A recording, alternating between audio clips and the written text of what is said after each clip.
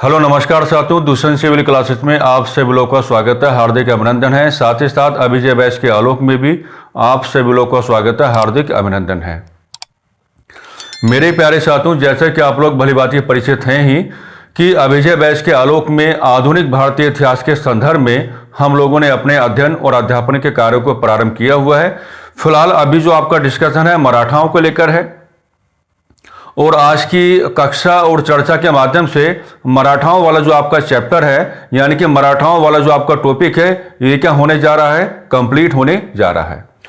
कुल मिलाकर के मराठाओं की जो आपकी होल कैलकुलेशन है, ये 8 प्रकार की कक्षाओं के माध्यम से आपके समक्ष रखी गई है। हम यही उम्मीद करके चलेंगे कि 8 के 8 प्रकार की जो कक्षाएं हैं, गहराई में जाकर के व्यवस्थित तरीके से मराठाओं के राजनीतिक व्यवहार के संदर्भ में आप लोगों को जागरूक करने का कार्य करेंगे। हमने पहली भी एक कक्षा के माध्यम से आपको बताया होगा कि फिलहाल जो आप लोग डिस्कशन कर रहे हैं, इसे आप कहेंगे भारत में ब्रिटिश ईस्ट इंडिया कंपनी का राजनीतिक एवं भौगोलिक विस्तार। पहले आपने बंगाल को कैलकुलेट किया, उसके बाद में आपने मैसूर को कैलकुलेट किया। फिलहाल आज आप मराठाओं की क्या है, वेरी लास्ट कैलकुलेशन करने जा रहे हैं। इसके बाद आपको क्या है, पंजाब को कैलकुलेट करके चलना है। जब ये पूरा आपका कंप्लीट हो जाएगा तो इसके बाद हम क्या है, भारत में ब्रिटिश ईस्ट इंडिया कंपनी की ओर से कुछ साम्राज्यवादी नीतियों को भी अपनाया गया था, हम लोग उनको कैलकुलेट करने का कार्य करेंगे। जैसे सहायक संधि की नीति आपको कैलकुलेट करके चलना पड़ेगा, और राज्य हड़प की नीति को आपको कैलकुलेट करके चलना पड़ेगा, और एलिगेशन ऑफ बैड गवर्नेंस यानी कि कुशासन के आरोप जैसी जो पॉलिसी है उसको भी आपको क्या है, गहराई में जाकर के कैलकुलेट करके चलना पड़ेगा। फिलहाल आज का मुद्दा है क्या, तो मराठाओं को लेकर के अब आपके पास क्या बच जाता है। पहला तो आपको काम ये करके चलना है, और ये आपकी बहुत ही कंसाइज कैलकुलेशन आ जानी चाहिए कि सबसे पहले आपको मराठा साम्राज्य का हल्का सा भौगोलिक विभाजन करना आ जाना चाहिए। देखो इसका फायदा क्या होगा कि मराठा साम्राज्य का जो आपका भौगोलिक विभाजन है, अगर ये करना आपको आ गया तो शब्दावली आधारित आपकी परीक्षाओं में कई बार सवाल पुटअप किए जा सकते हैं। जैसे वो पूछ सकता है कि मराठाओं के राजनीतिक व्यवहार के संदर्भ में, या मराठाओं के भौगोलिक व्यवहार के संदर्भ में, या मराठाओं की भौगोलिक स्थिति परिस्थिति के संदर्भ में महाल नामक शब्दावली का मतलब क्या हुआ करता था, परगना नामक शब्दावली का मतलब क्या हुआ करता था, तरफ नामक शब्दावली का मतलब क्या हुआ करता था, या मौजा नामक शब्दावली का मतलब क्या हुआ करता था। तो इस प्रकार की जो आपकी चुनौतीपूर्ण शब्दावलियां हैं, अगर अचानक से इनका सामना परीक्षाओं में आपको करना पड़ जाए तो आपको इनके बारे में हल्की सी जानकारी क्या है, अपने साथ जोड़ करके यहां पर करके चलना पड़ेगा। तो इसके लिए हमें करना पड़ेगा, मराठा साम्राज्य का एक हम क्या है, ज्योग्राफिकल डिवीजन लेकर के चलेंगे। और मराठा साम्राज्य का जब आप ज्योग्राफिकल डिवीजन लेकर के चलेंगे तो उसके अंदर जो आपके अलग अलग प्रकार की ज्योग्राफिकल यूनिट्स आपको दिखाई पड़ेंगी, यानी कि जो अलग अलग प्रकार की आपको भौगोलिक इकाइयां दिखाई पड़ेंगी, उन पर हम क्या है, हल्की सी एक चर्चा करके चलेंगे। ठीक है, एक बात तो आपको यह समझ के चलना पड़ेगा। दूसरा, आज की चर्चा का जो मुख्य आकर्षण रहेगा वो रहेगा मराठाओं की इकोनॉमी, यानी कि मराठाओं के आर्थिक व्यवहार को आप किस प्रकार से कैलकुलेट करके चलोगे।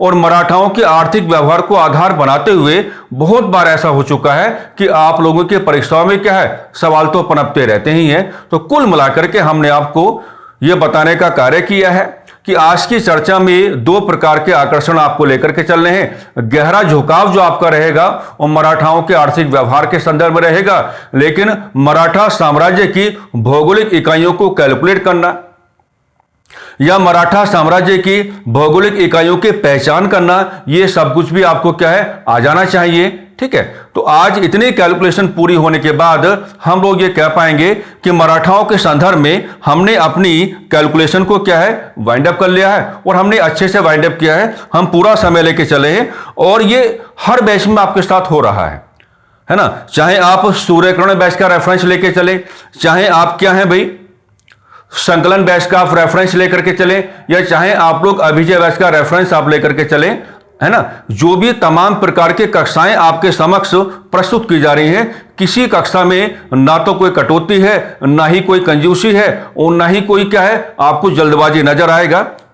जिस तरीके से आपके पास जानकारी आ जानी चाहिए, उसी प्रकार से क्या है हम जानकारी का जो प्रस्तुतिकरण है वो आपके समक्ष लाने का कार्य कर रहे हैं। और अच्छी बात यह है कि आप भी पूरा लाभ उठा के चल रहे हैं और आप भी पूरा आनंद उठा के चल रहे हैं। और इसमें सबसे अच्छी बात यह है, सबसे बढ़िया बात हम आपको क्या बताएं कि जिस तरीके से हम क्रमबद्ध तरीके से आपको पढ़ाने का कार्य कर रहे हैं, आपने भी अपना जुड़ाव कक्षाओं के साथ उसी क्रमबद्ध तरीके से किया है। यानी कि जो आपके सामने अलग अलग प्रकार की क्लासेस हैं, तीनों प्रकार के बैचेस के माध्यम से, उनमें जो आपने जुड़ाव किया है बिल्कुल सीक्वेंस के वे में आपने जुड़ाव किया है। और यही जुड़ाव आपको क्या है गहराई में जागरूक करने का कार्य करेगा भी। कुल मिलाकर के देखिएगा, शुरुआत हम कहां से करेंगे, तो शुरुआत हम ऐसे करेंगे कि मान लीजिए हमने आपके सामने क्या लिखा, हमने आपके सामने क्या लिखा, मराठा साम्राज्य। आपके सामने क्या लिखा हमने, मराठा साम्राज्य।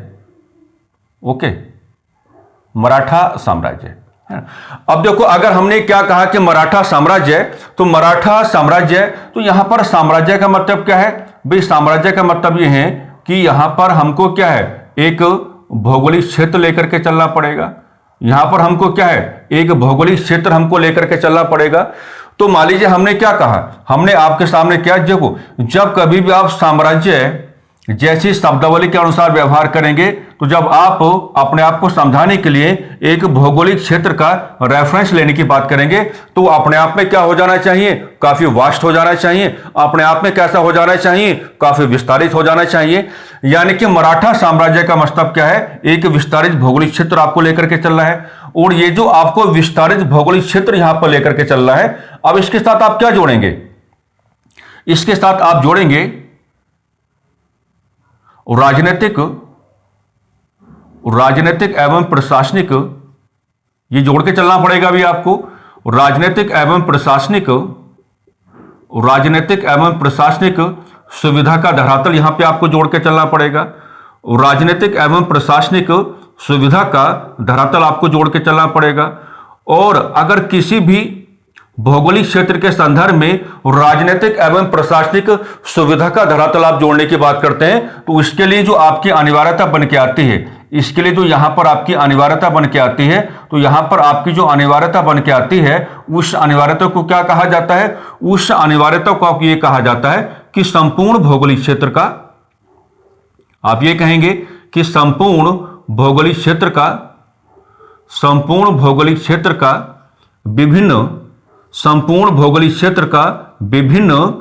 विभिन्न प्रशासनिक इकाइयों में विभाजन। विभिन्न प्रशासनिक इकाइयों में क्या डिवीजन है, यानी कि विभिन्न प्रशासनिक इकाइयों में आपको क्या लेकर चलना है भाई, विभाजन आपको लेकर के चलना है। ये जानकारी आपको क्या है इस तरीके से क्या है जोड़ने आ जानी चाहिए। तो हमने कहा कि मराठा साम्राज्य का मतलब क्या हुआ कि हमको लेकर चलना पड़ेगा कि विस्तारित भौगोलिक क्षेत्र। तो हमने एक सर्किल के फॉर्म में क्या लिया, एक विस्तारित भौगोलिक क्षेत्र हमने यहां पर ले लिया है। और इस विस्तारित भौगोलिक क्षेत्र के साथ क्या है, हमने राजनीतिक एवं प्रशासनिक सुविधा का धरातल जोड़ा। और अगर मराठाओं को एक विस्तारित भौगोलिक क्षेत्र के संदर्भ में आप लोगों को राजनीतिक एवं प्रशासनिक सुविधा का धरातल अगर आपको देकर के चल रहा है, तो जाहिर सी बात है कि आपको संपूर्ण भौगोलिक क्षेत्र का अलग अलग प्रकार की प्रशासनिक इकाइयों में, यानी कि अलग अलग प्रकार की एडमिनिस्ट्रेटिव एंड जियोग्राफिकल यूनिट्स में क्या है डिवीजन करके चलना पड़ेगा, यानी कि विभाजन आपको करके चलना पड़ेगा। तो वही मतलब आपको यहां पे समझाना अपने आप को, है ना। तो जैसे मैंने क्या कहा, मैंने कहा कि आपने क्या लिया, आपने ये लिया कि संपूर्ण साम्राज्य। तो ये जो आपका संपूर्ण साम्राज्य, जैसे आपने पूरा यहां पे बनाया है ना, तो पहले ऐसे लिखना सीखो कि संपूर्ण साम्राज्य। तो संपूर्ण साम्राज्य को आपको किस प्रकार से लेकर चल रहा है कि संपूर्ण साम्राज्य को आपको क्या है विभिन्न प्रकार की प्रशासनिक इकाइयों के रूप में आपको लेकर के चलना है। तो अब यहां पर क्या करेंगे, अब यहां पर संपूर्ण साम्राज्य के साथ क्या है नीचे की ओर क्या है आप इस प्रकार से क्या है एरर बनाते रहेंगे। शुरुआत में आप क्या लेके चलेंगे, शुरुआत में आप लेके चलेंगे क्या, जिसको क्या कहा जाएगा, सबसे शुरुआत में जो आप लेके चलेंगे यहां पर, है ना। सबसे शुरुआत में जो आप लेके चलेंगे उसको आप क्या कहेंगे, महल कहेंगे। और ये शब्दावली जो है यहां पर आपके लिए बहुत ज्यादा महत्वपूर्ण है। तो यहां पर महल का मतलब क्या हो जाता है, जब आप ब्रिटिश कालीन भारत में महलवाड़ी सिस्टम को कैलकुलेट करने की बात करते हैं तो वहां महल का मतलब क्या बताया जाता है, ग्रुप ऑफ विलेजेस बताया जाता है। लेकिन यहां ऐसा कुछ नहीं है। यहां यह सवाल कई बार आया भी है, यहां महल का मतलब क्या होगा, यहां पर जो महल का मतलब होगा वो क्या होगा आपका, आप स्टेट के साथ लेके चलेंगे, यानी कि आप किसके साथ लेके चलेंगे, आप राज्य के साथ लेके चलेंगे। यानी कि अगर इस भौगोलिक परिवेश को आप ये मान के चलते हैं कि ये मराठाओं की ओर से क्या है, एक राज्य के रूप में कार्य कर रहा था, यानी कि एज अ स्टेट कार्य कर रहा था, तो इस स्टेट को आप क्या कहेंगे। ये सवाल बहुत बार पनपा है। तो पहले आप लिखेंगे संपूर्ण साम्राज्य, और संपूर्ण साम्राज्य में क्या है, अब नीचे की ओर क्या आप एरो बनाते रहेंगे। तो महल का मतलब क्या होगा आपका, राज्य होगा। महल का मतलब क्या होगा आपका, राज्य होगा। और जब इसके नीचे का एरो आप बनाने की बात करेंगे तो यहां क्या आप लेके चलेंगे, परगना। तो यहां पर परगना का मतलब क्या हो जाएगा भैया, आपका प्रांत हो जाएगा। यहां पर परगना का मतलब क्या हो जाएगा, आपका प्रांत हो जाएगा। अब इसका मतलब क्या हुआ, इसका मतलब यह हुआ कि राज्य को क्या है, प्रशासनिक सुविधा के हिसाब से, यानी कि राज्य को क्या है, राजनीतिक एवं प्रशासनिक सुविधा के हिसाब से क्या है, अलग अलग प्रकार के परगनों यानी कि अलग अलग प्रकार के प्रांतों में बांटा हुआ है। यह कहना आना चाहिए कि संपूर्ण साम्राज्य में क्या महल बराबर स्टेट हो गया। फिर आपको क्या देना था, आपको राजनीतिक एवं प्रशासनिक सुविधा का धरातल आपको देके चलना था। तो फिर राज्य का आप फर्दर डिवीजन कैसे करेंगे, अलग अलग प्रकार के परगनों में करेंगे, यानी कि अलग अलग प्रकार के प्रांत में करेंगे। इसके बाद आपको लेके चलना पड़ेगा तरफ, इसको कहते हैं तरफ। यह बहुत ज्यादा आया है तरफ। तो तरफ का मतलब क्या हो जाता है, आपका जिला हो जाता है। तरफ का मतलब क्या हो जाता है, आपका जिला हो जाता है। इसका मतलब क्या हुआ कि अलग अलग प्रकार के प्रांतों को अलग अलग प्रकार के तरफ, यानी कि अलग अलग प्रकार के जो आपके जिले हैं उनमें डिवाइड किया गया। इसके नीचे का एरो क्या बनेगा, जिसको आप कहेंगे मोजा कहेंगे, जिसको आप क्या कहेंगे भाई, मोजा कहेंगे, जिसको आप क्या कहेंगे, मोजा कहेंगे। और मोजा का मतलब यहां पे क्या हो जाता है, गांव का समूह हो जाता है। मोजा का मतलब यहां पे क्या हो जाता है, गांव का समूह हो जाता है, यानी कि क्या हो जाता है, ग्रुप ऑफ विलेजेस आपका हो जाता है। तो ये बात आपको बिल्कुल हल्की नहीं लगनी चाहिए। यहां जिस प्रकार की शब्दावलियों का प्रयोग करके हम आपको दिखा रहे हैं, इस प्रकार की शब्दावलियों पर आधारित ऑलरेडी कई बार आपके सामने सवाल पुटअप किए गए हैं। यानी कि ज्योग्राफिकल डिवीजन का मतलब यह है कि आप मराठाओं के भौगोलिक परिवेश को, मराठाओं के भौगोलिक क्षेत्र को राजनीतिक एवं प्रशासनिक सुविधा का ग्राउंड आप देना चाहते हैं। इसके लिए आपको क्या है, इस प्रकार से कुछ शब्दावलियों का प्रयोग करके यहां पर क्या है, दिखाना पड़ेगा। ओके, अब देखो यहां पर महल का मतलब क्या होगा, महल बराबर का स्टेट, और स्टेट का मतलब क्या होगा आपका, यह संपूर्ण साम्राज्य आपका हो जाएगा। तो संपूर्ण साम्राज्य को आप महल कह दो या फिर क्या कह दो, स्टेट कह दो, यानी कि राज्य कह दो। फिर राज्यों के अंदर क्या मिलेंगे, अलग अलग प्रकार के आपके परगने मिलेंगे, और परगनों को क्या कहा जाएगा, प्रांत कहा जाएगा। फिर प्रांतों के अंदर क्या मिलेंगे, आपको अलग अलग प्रकार के तरफ मिलेंगे, और ये जो आपके तरफ है इनको क्या कहेंगे, जिला आप कहेंगे। फिर जिले के अंदर क्या मिलेंगे, अलग अलग प्रकार के मौजाज आपको मिलेंगे, और ये जो आपके मौजाज हैं इनको क्या कहेंगे, ग्रुप ऑफ विलेजेस कहेंगे, यानी कि गांवों का समूह कहेंगे। तो इस प्रकार की शब्दावलियों का प्रयोग आपको करके दिखाना है, और इस प्रकार की शब्दावलियां विश्वास मानिएगा बहुत बार आपकी परीक्षाओं में कैलकुलेट हो चुकी हैं, और अगर पुराने पेपर में आ चुकी हैं तो हम क्यों ना अपने हिसाब से भी क्या इनको कैलकुलेट करके चले। अब यहां पे क्या है, मुझे जो एक बहुत महत्वपूर्ण आपको जानकारी देनी है, आप ये बताइएगा कि अगर आपके सामने सवाल ये जनरेट हो जाए कि संपूर्ण मराठा साम्राज्य में या संपूर्ण मराठा साम्राज्य, यह सवाल यहां से बनने लायक है, संपूर्ण मराठा साम्राज्य कुल कितने प्रांतों में, कुल कितने प्रांतों में, कुल कितने प्रांतों में, कुल कितने प्रांतों में विभाजित, कुल कितने प्रांतों में क्या है, विभाजित, यानी कि कुल कितने प्रांतों में क्या है, डिवाइडेड रहा।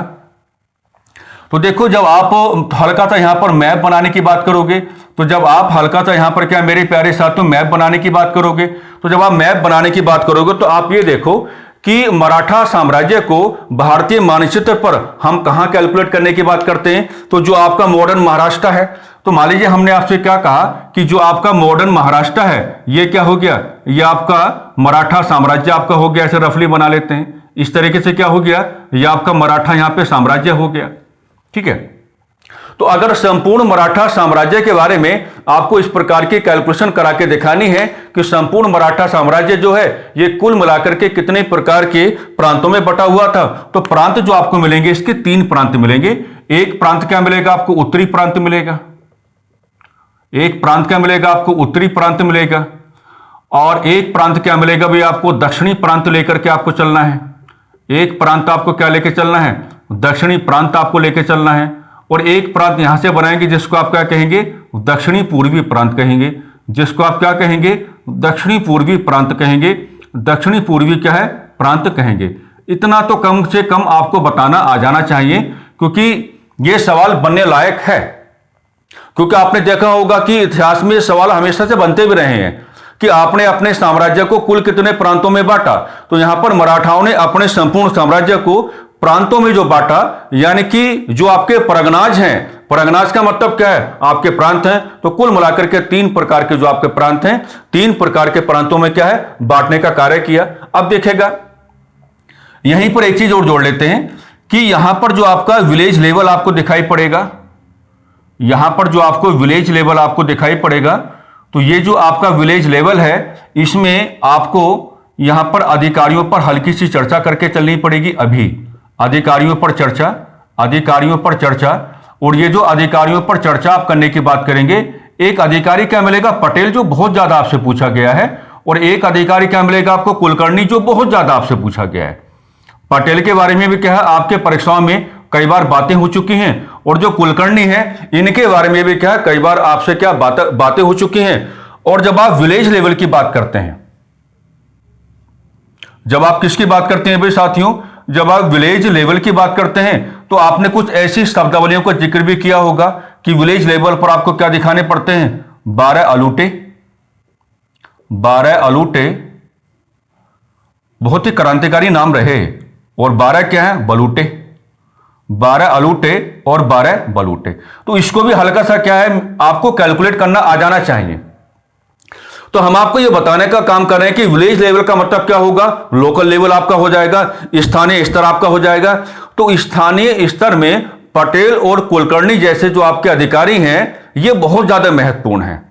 और पटेल तथा कुलकर्णी जैसे जो आपके अधिकारी हैं, इनका जो सपोर्टिव क्लास रहेगा, तो इनका जो आपका सपोर्टिव क्लास रहेगा, यानी कि इनका जो आपका सहयोगी वर्ग रहेगा, इनका जो आपका सहयोगी वर्ग रहेगा, उसमें कुल मिलाकर के आप क्या है, ये 24 प्रकार के लोग आप दिखा पाएंगे, जिनको क्या कहा जाता है, 12 अलूटे कहा जाता है, या जिनको क्या कहा जाता है, 12 बलूटे कहा जाता है। पटेल का मतलब क्या होता है, पटेल का मतलब यह होता है कि जो आपका लोकल लेवल है, यानी कि जो आपका स्थानीय स्तर है, तो पटेल साहब क्या करेंगे, स्थानीय स्तर पर क्या है, राजस्व की वसूली करेंगे। राजस्व की क्या करेंगे, वसूली करेंगे। राजस्व की क्या है भाई, वसूली करने की बात करेंगे। राजस्व की क्या है, वसूली करने की बात करेंगे। और कुलकर्णी का मतलब क्या होगा, कुलकर्णी का मतलब यह होगा कि भाई जो मामला लोकल लेवल का है, जो मामला क्या है, स्थानीय स्तर का जो मामला है, यानी कि स्थानीय स्तर पर जो भी आय है और स्थानीय स्तर पर क्या जो भी व्यय है, तो आय और व्यय क्या क्या करना, डॉक्यूमेंटेशन करना। आय और व्यय क्या करके चलना भाई, डॉक्यूमेंटेशन करके चलना, यानी कि दस्तावेजों को क्या करना, तैयार करके चलना। तो यहां जो तमाम प्रकार की शब्दावलियों को जिक्र हम करा के आपको दिखा रहे हैं, एक एक प्रकार की शब्दावली जो है, पहली बात तो क्या परीक्षा उपयोगी है, दूसरी बात क्या काफी महत्वपूर्ण है। और इस तरीके से आपको क्या है, ये कैलकुलेशन हमारे हिसाब से करना बिल्कुल आ जाना चाहिए, है ना। ये आप देखना पुराने पेपर, लगातार आपसे बातें हुई हैं और आप खुद कहेंगे इस क्लास के साथ अपना जुड़ाव करने के बाद कि महाल कई बार आपसे पूछा गया, तरफ कई बार आपसे पूछा गया, मौजा कई बार आपसे पूछा गया, पटेल कई बार आपसे पूछा गया, कुलकर्णी कई बार आपसे पूछा गया। 12 अलूटे 12 बलूटे भले ही क्रांतिकारी नाम है, लेकिन इनको आप कैसे जोड़ के चलेंगे, एज अ सपोर्टिव क्लास। और किसके साथ जोड़ के चलना है, पटेल और जो आपके कुलकर्णी जैसे अधिकारी हैं, इनके साथ क्या आपको इनका जुड़ाव लेकर के चलना पड़ेगा, है ना। तो मैंने पहले ही कहा था कि इतना तो कम से कम आपको क्या है, ज्योग्राफिकल डिवीजन में लेकर के चलना पड़ेगा। और इतना अगर आप ज्योग्राफिकल डिवीजन में लेकर के चल पाते हैं तो संभवतः आपको आपकी परीक्षा में असुविधा का सामना नहीं करना पड़ेगा। तो इतना आपको बताना आ जाना चाहिए, है ना। और यहां मैंने शब्दावली आधारित थोड़ा व्यवहार किया, क्योंकि यहां जो सवाल आपसे पुटअप किए जाते हैं वो दरअसल क्या है भाई, वो शब्दावली आधारित क्या है आपके सामने बन के आते हैं। तो इसी हिसाब से क्या है आपको ये व्यवहार करके यहां पर क्या है चलना चाहिए था। तो एक चीज तो आपकी कैलकुलेट हो गई, जो आज की क्लास में क्या है आपको मुद्दा उठा के चलना था, तो एक मुद्दा जो आपका है वो तो आपने क्या कर लिया है, यहां पर कैलकुलेट आपने कर लिया है। अब हम मराठाओं के आर्थिक व्यवहार को कैलकुलेट करने की बात करेंगे, और मराठाओं के आर्थिक व्यवहार को जब कैलकुलेट किया जाएगा तो क्या पैटर्न आपको अपनाना है, क्या तौर तरीका आपको अपनाना है ना। तो उसी तरीके से आपको व्यवहार करना है जिस तरीके से आपका जो है परीक्षा का डिमांड यहां पे क्या है बन के आता है। तो आइए शुरुआत करते हैं, हेडिंग बना लेते हैं मराठाओं का आर्थिक व्यवहार, है ना। आइए, मराठाओं का आर्थिक व्यवहार। मान लीजिए आपने क्या लिखा, आपने ये लिखा कि मराठाओं का आर्थिक व्यवहार, मराठाओं का आर्थिक व्यवहार, ओके, मराठाओं का आर्थिक व्यवहार। अब देखिए मराठाओं का आर्थिक व्यवहार जो है, अब इसके साथ आप क्या जोड़ोगे, इसके साथ आप क्या जोड़ोगे, इसके साथ आपको जोड़ना है शासन व्यवस्था। क्या जोड़ना है, शासन व्यवस्था आपको जोड़ना है। अब शासन व्यवस्था चाहे कैसी भी हो, चाहे आपकी लोकतांत्रिक हो, चाहे कैसी हो राजतंत्रात्मक हो, तो शासन व्यवस्था कैसी भी हो, है ना, बात समझना, शासन व्यवस्था आपकी कैसी भी हो, यानी कि यहां पर जो शासन व्यवस्था आपको मिलती है उसको आप क्या कहेंगे, राजतंत्रात्मक शासन व्यवस्था कहेंगे। राजतंत्रात्मक क्या है, शासन व्यवस्था आप कहेंगे। तो यहां तो क्या हमको रेफरेंस किसका लेके चलना है, राजतंत्रात्मक शासन व्यवस्था का रेफरेंस लेके चलना है। लेकिन हम आपको साथ ही साथ ये भी बता रहे हैं कि शासन व्यवस्था चाहे आपके राजतंत्रात्मक हो चाहे लोकतंत्रात्मक हो, राज्य की आय का सबसे बड़ा जो आपका सोर्स होता है वो क्या होता है, टैक्सेस होते हैं, ये आपको पता ही होना चाहिए। तो राजतंत्रात्मक शासन व्यवस्था में हम अगर ये मान के चले यहां पर कि यहां पर जोड़ लेते हैं कि आय का मुख्य स्रोत क्या है, आय का मुख्य स्रोत क्या है, तो भैया जी आय का मुख्य स्रोत क्या बनेगा, तो आय का जो आपका मुख्य स्रोत बनेगा वो क्या बनेगा, आपका टैक्स कलेक्शन बनेगा। वो क्या बनेगा, आपका टैक्स कलेक्शन आपका बनेगा, वो क्या बनेगा, आपका टैक्स कलेक्शन आपका बनेगा। तो ये जो आपका टैक्स कलेक्शन यहां पे बनेगा, इस टैक्स कलेक्शन को क्या है आप तीन प्रकार से क्या है भाई इसका वर्गीकरण लेकर के चलने वाले हैं, तीन प्रकार से। एक को जनरली आप क्या कहेंगे, भू राजस्व कहेंगे, एक को जनरली आप क्या कहेंगे भाई, भू राजस्व आप कहेंगे, और एक टैक्स आपके सामने क्या आएगा, चौथ, आपने पढ़ा होगा इसके बारे में। एक टैक्स आपके सामने क्या आएगा, चौथ आएगा, और एक टैक्स आपके सामने क्या आएगा, सरदेश मुखी के रूप में आएगा। एक टैक्स आपके सामने क्या आएगा, सरदेश मुखी के रूप में आएगा। एक टैक्स आपके सामने क्या आएगा, सरदेश मुखी के रूप में आपके सामने आएगा, है ना। तो बिल्कुल टू द पॉइंट आपको व्यवहार नहीं करके चल रहा है। मराठाओं के आर्थिक व्यवहार में हम शासन व्यवस्था का जिक्र करेंगे। शासन व्यवस्था यहां पे क्या मिलेगी, राजतंत्रात्मक मिलेगी। अगर हमने कहा कि शासन व्यवस्था चाहे आपका मोनार्कल हो या शासन व्यवस्था चाहे आपका डेमोक्रेटिक हो, है ना, आपकी जो स्टेट की इनकम का जो मेजर वन सोर्स माना जाएगा वो क्या माना जाएगा, आपका टैक्सेस ही आपके क्या यहां पर माने जाएंगे। अब देखिएगा अगर आप भू राजस्व का जिक्र करोगे तो यहां पर आपको क्या है, भू राजस्व व्यवस्था का रेफरेंस लेकर के चलना पड़ेगा। भू राजस्व व्यवस्था का रेफरेंस आपको लेकर के चलना पड़ेगा, भू राजस्व व्यवस्था का रेफरेंस आपको लेकर चलना पड़ेगा। और जब आप भू राजस्व व्यवस्था का रेफरेंस यहां पर लेकर के चलेंगे तो प्रारंभ आप किसकी ओर से दिखाएंगे, यानी कि भू राजस्व व्यवस्था का प्रारंभ किसने किया है, तो प्रारंभ जो आप दिखाने की बात करेंगे तो आप किसकी ओर से दिखाने की बात करेंगे, शिवाजी महाराज की ओर से दिखाने की बात करेंगे। और यहां पर जो आपने भू राजस्व व्यवस्था लिया है, यहां पर जो आपने भू राजस्व व्यवस्था लिया है, तो इस भू राजस्व व्यवस्था का क्या है, आपको क्या है चरित्र भी बता करके चलना पड़ेगा। तो इस भू राजस्व व्यवस्था का जो चरित्र यहां पे मिलेगा आपको, इस चरित्र में आप क्या कहेंगे, रैयतवाड़ी व्यवस्था कहेंगे। क्या कहेंगे, रैयतवाड़ी व्यवस्था कहेंगे। क्या कहेंगे, रैयतवाड़ी व्यवस्था कहेंगे। क्या कहेंगे भाई, रैयतवाड़ी व्यवस्था कहेंगे। अब ये जो आपका रैयतवाड़ी व्यवस्था है, रैयतवाड़ी व्यवस्था के संदर्भ में क्या है, अब यहां पर आपको एक प्रॉपर क्या है इक्वेशन बनाना आ जाना चाहिए। आपको यहां पर क्या है, प्रॉपर एक इक्वेशन क्या है, बनाना आ जाना चाहिए। इक्वेशन किस रूप में आप बना के चलेंगे कि अगर आप संपूर्ण भारतीय इतिहास की बात करेंगे तो संपूर्ण भारतीय इतिहास के संदर्भ में अलाउद्दीन खिलजी ऐसे पहले व्यक्ति हुए जिन्होंने रैयतवाड़ी व्यवस्था को अपनाने का कार्य किया था। अलाउद्दीन खिलजी ऐसे पहले व्यक्ति हुए जिन्होंने रैयतवाड़ी व्यवस्था को अपनाने का कार्य किया था। अलाउद्दीन खिलजी को फॉलो करने का काम कौन करेंगे, आपके शेर शाह सूरी करेंगे। शेर शाह सूरी करेंगे, कौन करेंगे भाई, शेर शाह सूरी करेंगे। और शेर शाह सूरी को फॉलो करने का काम कौन करेंगे, आपके शिवाजी महाराज करेंगे। कौन करेंगे भाई, शिवाजी महाराज करेंगे। कौन करेंगे, शिवाजी महाराज करेंगे। और यहां पर शिवाजी महाराज को फॉलो करने का काम कौन करेंगे, आपके ब्रिटिशर्स करेंगे, यानी कि कौन करेंगे, आपके अंग्रेज करेंगे। संपूर्ण भारतीय इतिहास के संदर्भ में भू राजस्व के और रैयतवाड़ी प्रकार को सबसे पहले व्यवस्थित तरीके से अपनाने का कार्य किसने किया, अलाउद्दीन खिलजी। अलाउद्दीन खिलजी को फॉलो करने का कार्य किसने किया, शेरशाह सूरी। शेरशाह सूरी को फॉलो करने का कार्य किसने किया, शिवाजी महाराज। और सबसे अंत में जो व्यवस्थित प्रयोग आपको लेकर के चलना है रैयतवाड़ी व्यवस्था का, वो किसकी ओर से आपको लेकर चलना है, अंग्रेजों की ओर से आपको क्या है, लेकर के चलना है। अब साथ ही साथ आपको क्या यहां पर यह भी बताना आ जाना चाहिए, साथ ही साथ क्या आपको यहां पर यह भी बताना आ जाना चाहिए, यहां बहुत डिटेल में जाने की आवश्यकता नहीं है, क्योंकि रैयतवाड़ी व्यवस्था को लेकर के जब आप डिटेल में जाने की बात करेंगे तो आप अंग्रेजों की ओर से क्या डिटेल में जाने की बात करेंगे। अब आपको यहां पर यह बताना आ जाना चाहिए कि जो आपका रैयतवाड़ी व्यवस्था है,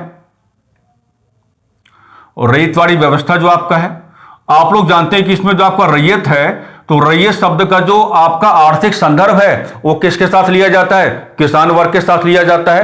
अब रैयतवाड़ी व्यवस्था के साथ क्या है, आप दो प्रकार के सेंटेंसेस जोड़ने का कार्य करो, जैसे भू राजस्व, भू राजस्व की दर का निर्धारण, क्या करें, कहेंगे भू राजस्व की दर का निर्धारण, भू राजस्व की दर का निर्धारण। और एक सेंटेंस आप क्या जोड़ने का कार्य करेंगे, भू राजस्व की वसूली। एक सेंटेंस आप क्या जोड़ने का कार्य करेंगे, भू राजस्व की वसूली, भू राजस्व की वसूली। तो होता क्या है भाई, जो आपका रैयतवाड़ी व्यवस्था है, और रैयतवाड़ी व्यवस्था में भू राजस्व के दर के निर्धारण के संदर्भ में और भू राजस्व की वसूली के संदर्भ में, यानी कि इनके संदर्भ में यह कहना आपको आ जाना चाहिए कि इनके संदर्भ में राज्य की ओर से, इनके संदर्भ में राज्य की ओर से प्रत्यक्ष संबंध, क्या कहेंगे, राज्य की ओर से डायरेक्ट आपके क्या रिलेशंस हैं, यानी कि राज्य की ओर से प्रत्यक्ष संबंध किसान वर्ग के साथ स्थापित किए जाते हैं, किसान वर्ग के साथ स्थापित किए जाते हैं, किसान वर्ग के साथ क्या है, स्थापित किए जाते हैं, किसान वर्ग के साथ स्थापित किए जाते हैं, किसान वर्ग के साथ क्या है भाई, स्थापित किए जाते हैं। ये आपको यहां पर क्या बताना आ जाना चाहिए।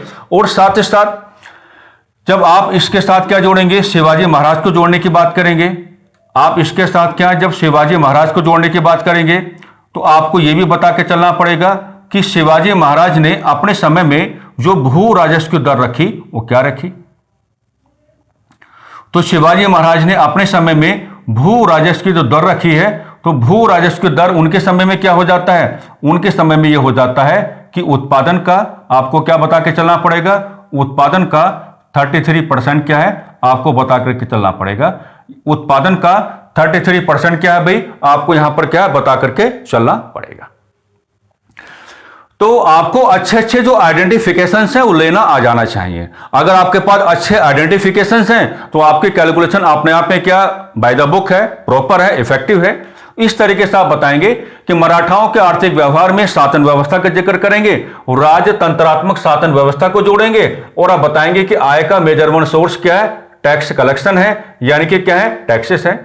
और टैक्सेस की जो कैलकुलेशन है हमने आपको बताया 3 प्रकार से आपको करके चलनी है। भू राजस्व में आप ये तमाम प्रकार की कैलकुलेशन करके चलेंगे। ये जो कैलकुलेशन हमने की है ये भू राजस्व व्यवस्था के संदर्भ में की है, और यहां पर हमने आपको एक इक्वेशन भी देने का कार्य किया है। तो इस इक्वेशन के हिसाब से क्या है भाई, आपको अपने आप को कैलकुलेट कराने की आवश्यकता है।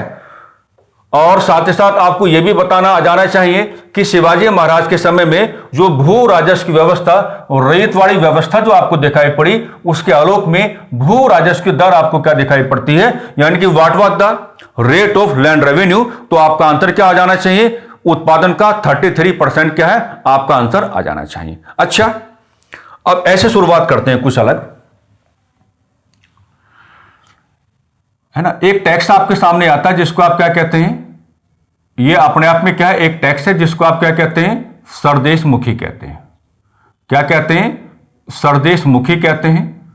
क्या कहते हैं भी, सरदेशमुखी कहते हैं। हो सकता है कि बहुत सारे विद्यार्थीगण ऐसे रहे हों जो सरदेशमुखी के बारे में जानकारी रखते हैं, लेकिन सरदेशमुखी के बारे में जानकारी क्या रखते हैं, जानकारी इतनी रखते हैं कि उत्पादन का क्या है, उत्पादन का कितना है, उत्पादन का कितना है 10%, ये जानकारी रहती है। इसके अलावा ये जानकारी भी आपके सामने हो सकती है कि सरदेशमुखी का संबंध किसके साथ है, मराठाओं के आर्थिक व्यवहार के साथ, मराठाओं के आर्थिक व्यवहार के साथ, मराठाओं के आर्थिक व्यवहार के साथ, मराठाओं के आर्थिक व्यवहार के साथ। यह भी जानकारी सामान्यतः विद्यार्थियों के मध्य रहती है। और साथ ही साथ विद्यार्थीगण यह भी बता पाते हैं कि इस कर का प्रारंभ, इस कर का प्रारंभ, इस कर का प्रारंभ, इस कर का प्रारंभ शिवाजी महाराज ने किया, इस कर का प्रारंभ शिवाजी महाराज ने किया, शिवाजी महाराज ने किया, शिवाजी महाराज ने किया, शिवाजी महाराज ने किया। लेकिन अगर आपका जो एग्जामिनर है आपसे ये पूछ बैठे कि सरदेशमुखी जैसे टैक्स का जो आपका कलेक्शन है ये किससे किया जाता था, यानी कि अगर इतना भी पूछ बैठे कि सरदेशमुखी का जो आपका टैक्स कलेक्शन है ये किस वर्ग से किया जाता था, तो संभवतः आपको परेशानी उठानी पड़ सकती है। संभवतः आपको क्या परेशानी उठानी पड़ सकती है। आप परेशानी ना उठाएं, इसलिए ये जो आपका टैक्स है ना, इस टैक्स की भी आपको क्या प्रॉपर कैलकुलेशन यहां पर करके चलनी पड़ेगी। आप ऐसा कहेंगे कि एक तरफ क्या मान लेते हैं, शिवाजी महाराज को ले लेते हैं, एक तरफ किसको ले लेते हैं भाई, शिवाजी महाराज को ले लेते हैं। और शिवाजी महाराज के सामने क्या बनाते हैं, एक ज्योग्राफिकल रीजन बनाते हैं। शिवाजी महाराज के सामने क्या बनाते हैं, एक ज्योग्राफिकल क्या बनाते हैं, रीजन बनाते हैं इस प्रकार से। और ये जो आपका ज्योग्राफिकल रीजन है, इस ज्योग्राफिकल रीजन पर हम शिवाजी महाराज का क्या दिखा देते हैं, प्रत्यक्ष राजनीतिक नियंत्रण दिखा देते हैं, प्रत्यक्ष राजनीतिक नियंत्रण दिखा देते हैं, प्रत्यक्ष राजनीतिक नियंत्रण लेके चलते हैं, प्रत्यक्ष राजनीतिक नियंत्रण लेके चलते हैं, है ना। तो है ना, इस क्षेत्र को स्वराज कहा गया, इस क्षेत्र को क्या कहा गया, स्वराज कहा गया, इस क्षेत्र को क्या कहा गया, स्वराज कहा गया। क्या कहा गया भी, स्वराज कहा गया। यानी कि ऐसे तमाम प्रकार के ज्योग्राफिकल रीजन्स जिन पर उस समय शिवाजी महाराज का अर्थात मराठाओं का direct and very effective political control आपको दिखाई पड़ेगा, तो ऐसे क्षेत्रों को इन अदर वे आप क्या कह के चले, स्वराज। यानी कि यह सवाल भी बन सकता है कि स्वराज का मतलब क्या था। तो अगर आपको यह पूछा जाए कि स्वराज का मतलब क्या था, तो यहां पर आपको यह बताना आ जाना चाहिए कि ऐसे भौगोलिक परिवेश, ऐसे भौगोलिक क्षेत्र जहां पर मराठाओं का या शिवाजी महाराज का क्या था, प्रत्यक्ष राजनीतिक नियंत्रण बना हुआ था। तो असल में ये जो हम लेके चल रहे हैं, है ना, यानी कि अब ये जो क्षेत्र आपने लिए हैं, है ना, इस क्षेत्र के साथ आप क्या करेंगे, इस क्षेत्र में निवास करने वाले, इस क्षेत्र में निवास करने वाले, ये कहना आ जाना चाहिए, इस क्षेत्र में निवास करने वाले जमींदार, इस क्षेत्र में निवास करने वाले जमींदार क्लास को, इस क्षेत्र में निवास करने वाले जमींदार क्लास को शिवाजी महाराज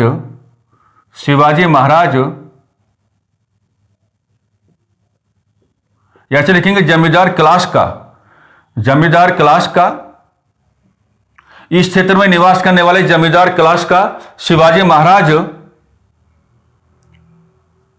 है ना, अपने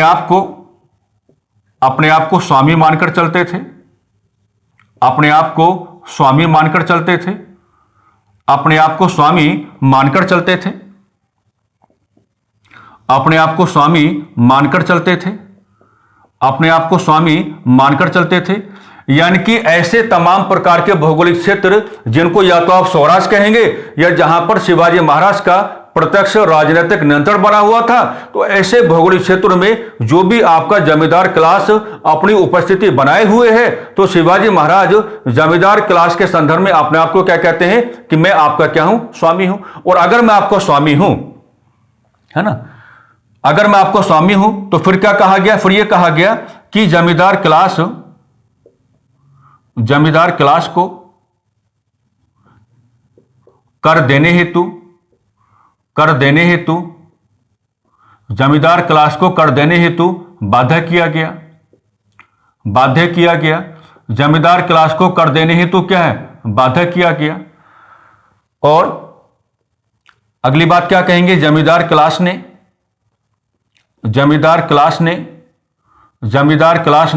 सरदेशमुखी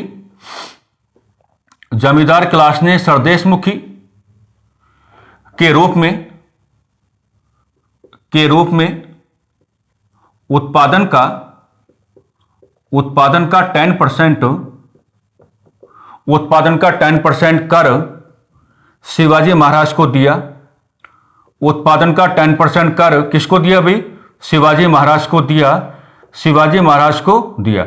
यानी कि जमींदार क्लास पर जो भी आपकी जमीनें हैं, वहां पर जो भी आपका उत्पादन हो रहा है, उस उत्पादन को आप क्या कहेंगे कि जमीनों में जो भी आपका कुल उत्पादन हुआ है, तो कुल उत्पादन को आधार बनाते हुए आपको 10% किसको देना पड़ेगा, आपको अपने स्वामी को देना पड़ेगा।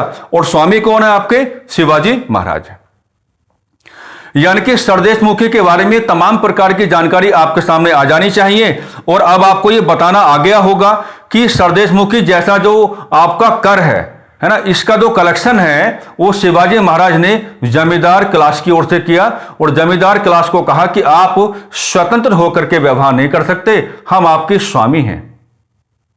और क्योंकि हम आपके स्वामी हैं, तो आपके पास जो भी जमीनें हैं, वहां पर जो भी आपका एग्रीकल्चर प्रोडक्शन हो रहा है, उसमें से हमें उत्पादन का 10% क्या है, टैक्स आपको देना पड़ेगा। कुल मिलाकर के इसके बारे में इस प्रकार की जो कैलकुलेशन है वो आपको करनी आ जानी चाहिए। आपको यहीं तक सीमित नहीं हो जाना है कि सरदेशमुखी बराबर क्या हो जाता है, उत्पादन का 10% हो जाता है। आपको पूरा बताना आना चाहिए, क्योंकि जब तक आप पूरा बता करके नहीं चलेंगे तो आपकी परीक्षा में जो आपकी चुनौतीपूर्ण भाषा बन रही है आज के समय में, उस भाषा को टैकल करना क्या हो जाएगा, बहुत ज्यादा टिपिकल टास्क हो जाएगा। तो ये रहा आपका सरदेशमुखी। इससे पहले हमने भू राजस्व व्यवस्था को कैलकुलेट किया कि वहां पे आपकी कैलकुलेशन क्या है, किस रूप में आ जानी चाहिए। अब एक जो आपका मेजर वन टैक्स है वो आपके सामने क्या आता है ना, उसको हम क्या कहते हैं, चौथ, है ना। आइए, एक टैक्स आपको मिलता है जिसको क्या कहते हैं, चौथ।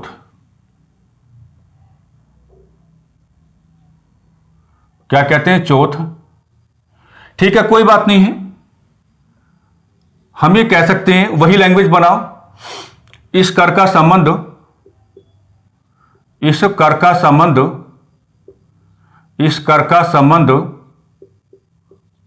मराठाओं के साथ, इस कर का संबंध मराठाओं के साथ, इस कर का संबंध मराठाओं के साथ शिवाजी महाराज ने प्रारंभ किया। शिवाजी महाराज ने प्रारंभ किया। शिवाजी महाराज ने प्रारंभ किया। क्या कहेंगे भाई, शिवाजी महाराज ने प्रारंभ किया। शिवाजी महाराज ने प्रारंभ किया। शिवाजी महाराज ने प्रारंभ किया। और साथ ही साथ ये भी आपको कहना आ जाना चाहिए कि ये क्या है, एक प्रभावशाली कर रहा है, एक प्रभावशाली कर, एक प्रभावशाली कर था, एक प्रभावशाली क्या था, कर था, एक प्रभावशाली कर था। कुछ और लैंग्वेज भी आपको यहां पर क्या बना करके चलनी पड़ेगी कि जब आप कहते हैं चौथ तो वैल्यू आपके सामने क्या जाती है, जब आप कहते हैं चौथ तो वैल्यू आपके सामने क्या जाती है, वैल्यू आ जाती है उत्पादन का।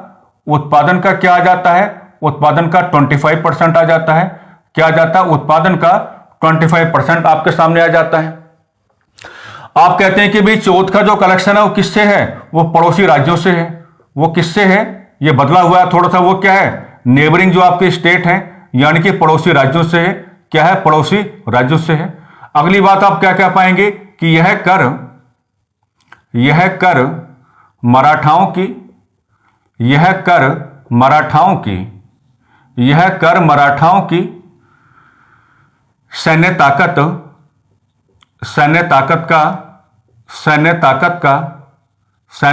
का प्रतीक रहा। सैन्य ताकत का प्रतीक रहा। सैन्य ताकत का क्या रहा भाई, प्रतीक रहा। अगली बात आप यहां पर क्या कह पाएंगे कि इस कर को देने के बदले में, इस कर को देने के बदले में, इस कर को देने के बदले में, इस कर को देने के बदले में पड़ोसी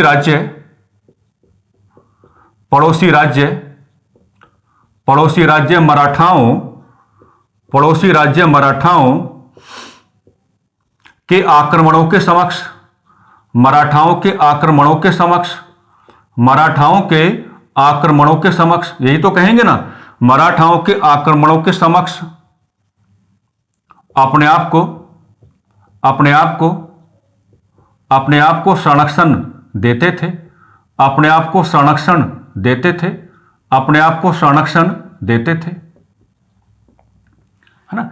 यानी कि एकदम फार्मूला सीधा है कि मराठाओं ने अपनी उन्नत सैन्य व्यवस्था का प्रयोग किया, मराठाओं ने अपने मजबूत सैन्य व्यवस्था का प्रयोग किया और पड़ोसी राज्यों से कहा कि अगर आप चाहते हैं कि हम आपके खिलाफ किसी सैन्य अभियान का संचालन ना करें या हम आपके खिलाफ कोई आक्रमण ना करें, तो हम ना तो आपके खिलाफ किसी सैन्य अभियान का संचालन करेंगे और ना ही आपके खिलाफ हम क्या कोई आक्रमण करेंगे, लेकिन बदले में आपको क्या है, हमें चौथ के रूप में क्या है, एक टैक्स पे करना होगा। यानी कि आपके क्षेत्र में जो भी कृषि उत्पादन है उस कृषि उत्पादन का आप 25% क्या है, हमको देने का कार्य करेंगे। और जब तक आप इस टैक्स को हमें पे करते रहेंगे तब तक हमारी सेना आपके खिलाफ किसी भी प्रकार का कोई सैन्य अभियान करने का कार्य नहीं करेगी। तो वही हमने आपको बताया कि पड़ोसी राज्यों से है और यह कर मराठाओं की सैन्य ताकत का सिंबल रहा और इस कर को देने के बदले में पड़ोसी राज्य जो हैं वो मराठाओं के आक्रमणों के समक्ष अपने आप को संरक्षण दिलवा लिया करते थे। अब यहां पर आपको क्या करना पड़ेगा, यहां पर एक चीज और आपको कैलकुलेट करनी पड़ेगी, उसको हम कहेंगे चौथ का वर्गीकरण। चौथ का वर्गीकरण, चौथ का वर्गीकरण। और ये जो आपका चौथ का वर्गीकरण है ये किस तरीके से आप करेंगे, 4 प्रकार से आप करेंगे। पहला प्रकार क्या माना जाएगा, बाप्ती। पहला प्रकार क्या माना जाएगा, बाप्ती। क्या कहेंगे, बाप्ती कहेंगे। एक प्रकार क्या माना जाएगा, सहोत्रा। एक प्रकार क्या माना जाएगा आपका, सहोत्रा। एक प्रकार क्या माना जाएगा आपका, नादुगोंडा। नादुगोंडा। और एक प्रकार यहां पर क्या माना जाएगा आपका, मोकास। एक प्रकार यहां पर क्या माना जाएगा भाई आपका, मोकास माना जाएगा। क्या माना जाएगा, मोकास माना जाएगा। अब इसकी कैलकुलेशन क्या है, इसकी कैलकुलेशन यह है कि चौथ का मतलब क्या है कि जो आपका टैक्स का कलेक्शन है, जो आपका टैक्स का कलेक्शन है, तो टैक्स का जो आपका कलेक्शन है आप उसको क्या मान के चलेंगे, आप उसको 100% मान के चलेंगे। क्या मान के चलेंगे, 100% आप मान के चलेंगे। तो चौथ के रूप में जो आपका टैक्स कलेक्शन है, टैक्स कलेक्शन का मतलब क्या कि 100% आपने माना, तो 100% का जो आपको 25% है उसको आप क्या कहेंगे, बाप्ती कहेंगे। एक बात तो ये होगी। 100% का जो आपका 25% है आप उसे क्या कहेंगे, बाप्ती कहेंगे। और ये 100% का जो आपको 25% है ये किसको दिया जाता था, ये छत्रपति को प्रदान किया जाता था। छत्रपति को प्रदान किया जाता था। छत्रपति को प्रदान किया जाता था। ओके, छत्रपति को प्रदान किया जाता था। छत्रपति को प्रदान किया जाता था। एक बात। अगली बात आप यहां पर क्या बनाएंगे कि सहोत्रा। सहोत्रा का मतलब क्या हो जाएगा, इसकी वैल्यू क्या होगी आपकी, 6% होगी। इसकी वैल्यू क्या होगी आपकी 6% होगी। यानी कि 100% में जो आपने कलेक्शन किया है उसको 25% तो आपने किसको दे दिया, छत्रपति को दे दिया, और 6% आप किसको देंगे, 6% आप किसको देंगे, अष्टप्रधान के सचिव को। अष्टप्रधान है ना, पढ़ाया था ना हमने, आप जानते ही हैं, अष्टप्रधान के सचिव को, अष्टप्रधान के सचिव को, भाई अष्टप्रधान के सचिव को आप 6% क्यों देते हैं, और 6% को क्या कहा गया, सहोदरा कहा गया, क्योंकि अष्टप्रधान का जो आपका सचिव है ये क्या करेगा, ये पड़ोसी राज्यों के साथ क्या करेगा, पत्र व्यवहार करेगा। पड़ोसी राज्यों क्या लिखेंगे, पड़ोसी राज्यों के साथ, पड़ोसी राज्यों के साथ पत्र व्यवहार, पड़ोसी राज्यों के साथ पत्र व्यवहार किए जाने के संदर्भ में, किए जाने के संदर्भ में, किए जाने के संदर्भ में, किए जाने के संदर्भ में, क्योंकि पड़ोसी राज्यों से आपका क्या टैक्स का कलेक्शन है, और अष्टप्रधान के सचिव क्या है, ये क्या पत्राचार विभाग के प्रधान है, तो इनको पूरा कम्युनिकेशन करना था। तो जब इनको पूरा कम्युनिकेशन करके चलना था तो कहा कि भैया 6% आप भी ले लो, आपने भी तो मेहनत की है, मिलना चाहिए आपको कुछ ना कुछ, दे दिया, चलो कोई बात नहीं। 13%, तो जो 100 का आपका 13% होगा, है ना, रिमेनिंग में भी वैल्यू जा रही है, 13% जो आपका होगा उसको आप क्या कहेंगे, नादोगोंडा कहेंगे, और 13% क्या है, वो छत्रपति के विवेक पर छोड़ दिया जाता था। छत्रपति के विवेक पर, छत्रपति के विवेक पर छोड़ दिया जाता था। छत्रपति के विवेक पर क्या है, छोड़ दिया जाता था। छत्रपति के विवेक पर छोड़ दिया जाता था कि भैया क्या है, ये मामला आपका है, आप जानो कि आपको अपने पास रखना है या आपको किसे देना है, या किस तरीके से आपको क्या इसका यूज करके चलना है। रिमेनिंग क्या बचेगा, 56%। तो जो आपका 56% है उसको क्या कहेंगे आप, मौकाश कहेंगे। क्या कहेंगे, मौकाश कहेंगे। और सबसे बड़ा पोर्शन क्या है, सबसे बड़ा पोर्शन उस मराठा सरदार को दिया जाता था, उस मराठा सरदार को दिया जाता था, उस मराठा सरदार को दिया जाता था, उस मराठा सरदार को दिया जाता था जो इस कर की वसूली किया करता था, जो इस कर की वसूली किया करता था, जो इस कर की वसूली किया करता था, वसूली किया करता था, जो इस कर की क्या है, वसूली किया करता था। अब आप नहीं फंसेंगे, सब कुछ हमने बता दिया है। यानी कि आपको यहीं तक सीमित नहीं हो जाना है, आपको वैल्यू और पड़ोसी राज्यों तक ही सीमित नहीं हो जाना है, आपको ये प्रॉपर क्या है, यहां पर चौथ जैसे टैक्स के रिगार्डिंग प्रॉपर कैलकुलेशन क्या है, आपको करके यहां पर क्या है, चलनी पड़ेगी। बाप्ती आपको बताना आना चाहिए, साहुतरा आपको बताना आना चाहिए, नादोगोंडा आपको बताना आना चाहिए, मोकास आपको बताना आना चाहिए, इनके रेस्पेक्टिव वैल्यूज आपके पास हो, और किस वैल्यू को आपको किसके साथ कैलकुलेट करना है, ये सब कुछ क्या है हमारे हिसाब से क्या है, आपको यहां पर क्या है बताना आ जाना चाहिए। तो इस तरीके से आप सरदेशमुखी पहले आपने डिस्कस किया, अब आपने चौथ को डिस्कस किया, पहले आपने भूराजस्व व्यवस्था को डिस्कस किया, उससे पहले आपने आज ज्योग्राफिकल डिवीजन को डिस्कस किया। तो इस प्रकार की चर्चा होने के बाद हम ये कहने की स्थिति में आ जाते हैं कि मराठाओं की चर्चा आज समाप्त हो गई, है ना। और इसके आगे व्यवहार कैसा रहेगा वो हम आपको ऑलरेडी बता चुके हैं। तो बस हम यही कहेंगे कि कक्षाओं के साथ आपका जुड़ाव अच्छा है, और ये जुड़ाव अच्छा बना रहे और भी गहराई में आ जाए, ठीक है, अच्छा रहेगा, है ना। क्योंकि आप जान पा रहे हैं यात्रा को प्रारंभ करने का औचित्य उद्देश्य क्या है, आप जानते ही हैं। सफलताएं आप लोगों की सुनिश्चित हो जानी चाहिए। पढ़ाई तो आपने करनी है, मेहनत आपने करनी है, हम जो सहयोग आपका कर सकते हैं वो सहयोग क्या है, हम आपका करके चल रहे हैं। तो आपके अध्ययन के साथ साथ क्या है, हमने भी अपने आप को आपके साथ जोड़ लिया। आप अध्ययन करते रहे, हमने भी क्या अपना जुड़ाव आपके साथ कर लिया, ताकि थोड़ी आपको क्या है सहूलियत प्राप्त हो जाए, ताकि थोड़ी आपको क्या है सुविधा प्राप्त हो जाए। आप विद्यार्थी, हम भी क्या है, थोड़े समय के लिए क्या है, आपके साथ विद्यार्थी बन जाते हैं, है ना। ऑलरेडी बता चुके हैं, नोट्स प्रॉपर बनना चाहिए, सब कुछ लिख करके आपको दिखाते हैं, व्यवस्थित बनना चाहिए, रिवीजन में किसी भी प्रकार की कोई कटौती, कोई कमी ना रह जाए, अच्छे अच्छे आइडेंटिफिकेशंस बनाने आ जाने चाहिए, कंजूसी नहीं करनी है, जो पाठ्यक्रम में है उसको पूरा कैलकुलेट करके चलना ही पड़ेगा, सफलता प्राप्त करने का कोई अपना शॉर्टकट नहीं है, सीधी सी बात है। आप लोग मेहनत करते रहें, लगातार अपने स्वास्थ्य का भी ध्यान रखें, है ना। सर्दी क्या थोड़ा बढ़ रहा है, अपने स्वास्थ्य का भी ध्यान रखें और लगातार अपने पारिवारिक सदस्यों के साथ, विशेष तौर पर माता पिता के साथ बातचीत करते रहें। उससे क्या है, एक ऊर्जा मिलती है, एक अच्छी क्या है, ऊर्जा मिलती है ना। तो कुल मिलाकर के कुछ इन्हीं सकारात्मक शब्दावलियों के आलोक में और सकारात्मक अपेक्षाओं के आलोक में हम आज की चर्चा को थोड़ा विराम देना चाहेंगे। नमस्कार, धन्यवाद।